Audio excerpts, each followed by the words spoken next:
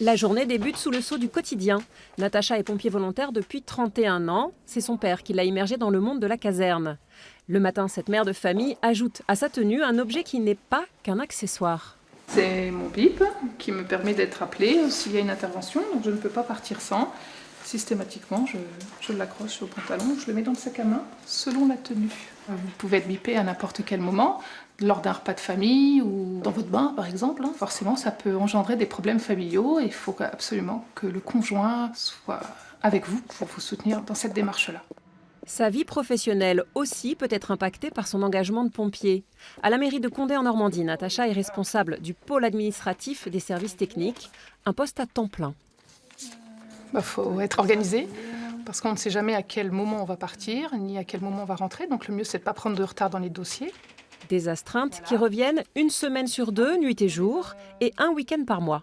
Sa disponibilité est indemnisée quelques euros de l'heure et pas considérée comme du temps de travail. Son employeur, qui compte dans ses services 8 autres pompiers volontaires, n'y voit que des avantages. Ça va permettre de garantir un service aux habitants de Condé en Normandie, de maintenir cette caserne et du coup, dès qu'il y a le moindre souci, d'avoir la possibilité d'obtenir de l'aide immédiatement. Dans cette caserne, 38 pompiers volontaires se relaient en cas de besoin. Natacha est adjointe au chef de centre. Elle vient ici tous les jours. Un engagement qui n'a rien d'extraordinaire à ses yeux. Le stéréotype du pompier est le super-héros, alors que nous sommes tous des pompiers normaux, avec nos doutes et nos joies, nos tristesses. Et toute personne souhaitant le faire est capable de le faire, avec une aptitude physique relativement faible. Tout le monde est capable d'entrer et de servir la population. Héros ou pas, vient le temps du repas, entouré de sa fille et de son fils. Tous les deux ont endossé aussi la mission de pompier volontaire. Je suis un peu née dedans. Ma maman étant pompier, mon grand-père. Pour moi, je sais pas, j'ai suivi le truc, quoi. C'est ma petite maman déjà à la maison. Et puis au centre de secours, elle est quand même, c'est notre chef de garde, donc c'est une relation aussi privilégiée qu'on a. Puis voilà, je suis fier de ce qu'elle est aussi, quoi. J'adore ça. C'est vrai.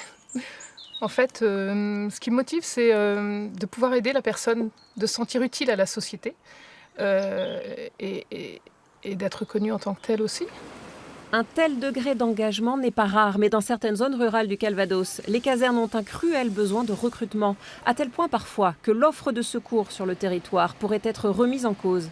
Alors le SDIS, service départemental de secours, a lancé une opération séduction auprès des chefs d'entreprise, comme ici, chez Cotral. Moi, j'ai besoin de savoir sur l'année et sur le mois, en moyenne, combien de temps il faut qu'on parle. C'est important, on doit vous rassurer à ce sujet-là. Le but, convaincre l'entreprise de signer une convention afin de faciliter la vie en milieu professionnel des pompiers volontaires et favoriser leur recrutement.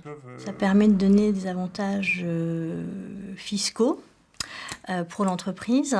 Ça permet aussi d'avoir des représentants sapeurs-pompiers, des représentants donc formés au secourisme sur place. Et ça permet du coup pour nos collaborateurs de pouvoir plus facilement s'absenter et de ne pas poser des jours de congé ou de RTT ou autres sur les jours de formation ou sur des interventions qui sont pendant leur temps de travail.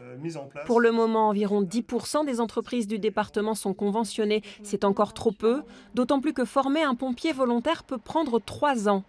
La formation, c'est une autre question que nous aborderons dans le prochain feuilleton.